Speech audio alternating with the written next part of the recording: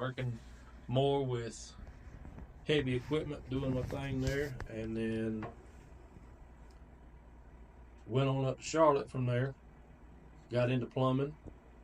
Learned a lot from a master plumber up there. I'm not going to drop no names. You know who you are if you ever listen to our show. But he left has there. been invited. He has been invited. I like that. But I got an opportunity to go home. Driving to Charlotte every day will take a toll on you mentally and physically. Mm-hmm. So I couldn't pass up the opportunity to go home. So I did that, and I'm now a maintenance mechanic at the new water plant in Union County. Awesome. Oh, yeah. Yeah, so it went in from all the way down in the bottom to climb my way all back out. Mm-hmm. My lowest point, excuse me, is where I met my wife. They say is where relationships that meet in a bar, they sometimes it's just a one night stand. Well, my one night stand happened, and then I met my wife. 2 years later, I married her. All right. She was in a place that she didn't belong, and I was in a place that I was trying to get out of. And like I said, 2 years later, we got married. We went through a small little hiccup there at first. There was a point in our marriage where Miss Jessica really didn't like me because I wasn't the man that she married, working with felons and laying asphalt, but come up here and got with better people, and it brought the better person out of me. There you go. We went through losing our first child, somebody we really didn't get to know or ever meet. It was a miscarriage, so it kind of affected her a little bit more than it did me. Yeah. But we called that our rainbow baby. And then after that, we had 3 beautiful children, and we went back this and that, house to house. We sold one, and now trying to move into another one. Mm-hmm. Lo and behold, that first child that I had way a long time ago reconnected with her. That's good. And now I am a proud papa of a 1-year-old, as some of my friends like to say, my own little bag of hell. But Raylan, I love you, baby. But yeah, that'll be on tape. She'll be able to listen to this forever. Oh yeah. So, but just right now, it's that high point in my life where my kids are doing well. Yeah. My job's great. I've got good people to work with, good people to be around. That's and great. now that all this is developing, man, it's a beautiful thing. It's had to climb out of a hole, but to know that you can look up and see that light and finally get to the brim, and standing back down, looking inside, knowing where you were and seeing where you are now, and it's just like the world opened up. If we can get in this house now, I won't have a complaint in the world. I'll be happy for you when you do. Oh yeah. Get it. That's a good story there. It's a good backstory. I lived in the country too, so I know how that is. And growing up country poor and everything. Is it Miss Joy's going next? Or? Yeah. All right. Oh, okay. Miss Joy, tell me where you're from.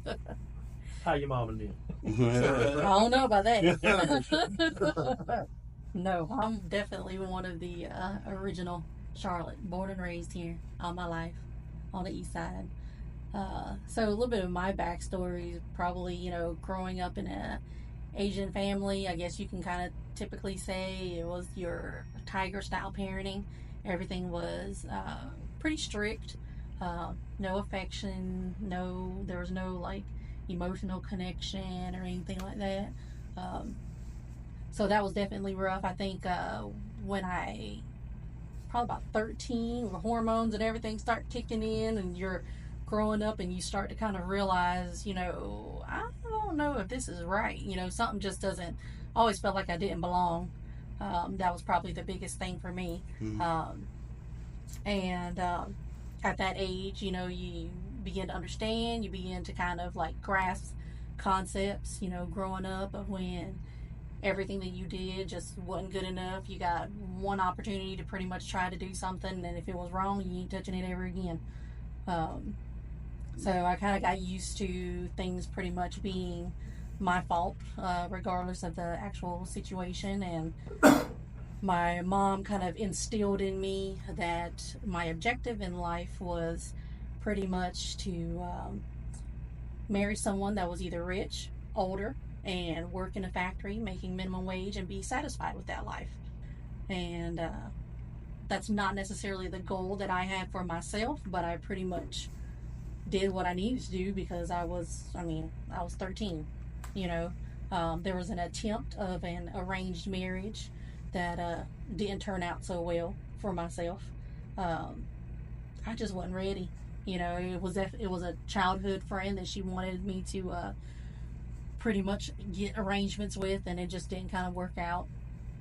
And I think over time it just got to the point where I knew that I was different. I knew that I was definitely more of the emotional daughter of the five of us, and I was the baby. So I was the one that definitely wanted to talk about my feelings. I wanted to express myself. So when I couldn't do that, then I turned to being suicidal and self-mutilation, because that was the only thing that I pretty much had to relieve my emotions, pretty much. Put myself in, went through a phase of hanging out with the wrong boyfriend, and, you know, got raped, and then thought I had a, sexually transmitted disease. Then it turned into pretty much blackmail. Got caught up being with cousins of his that ended up pretty much slicing my leg open. So it was definitely a rough childhood. You know, it was either run away from home or figure out how to pretty much die was the objective. And I guess my dad got tired of me running away and ended up figuring out, I don't know how he did it, but ended up getting me locked up in juvenile detention, and they shipped me far, far away. I was like 4 hours away from home. Oh gosh. Yeah. And I still don't know till this day how that even happened. So that was definitely it just escalated. A white man, he's going to be this height, he's not going to have any kids, he's not going to be hairy, he's not going to, he had to be like 6 foot something. I had these ridiculous expectations. But she didn't want nobody that had hair on her body.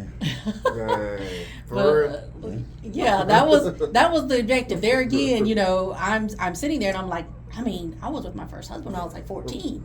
I didn't know how to date. I didn't even know, I almost had a murder charge when I was like 18. Like, I ain't do nothing though. It was my homeboy. He killed himself with one of my guns. Right. Then God bless me. I changed my life around. Worked like 3 or 4 jobs to stay out of trouble. Then I just I ain't doing that no more. Right. Buying stolen guns no more. Like, we should shoot at people. Like back in the old days, I never smoked or drank. I was just hanging with the wrong people at the wrong time.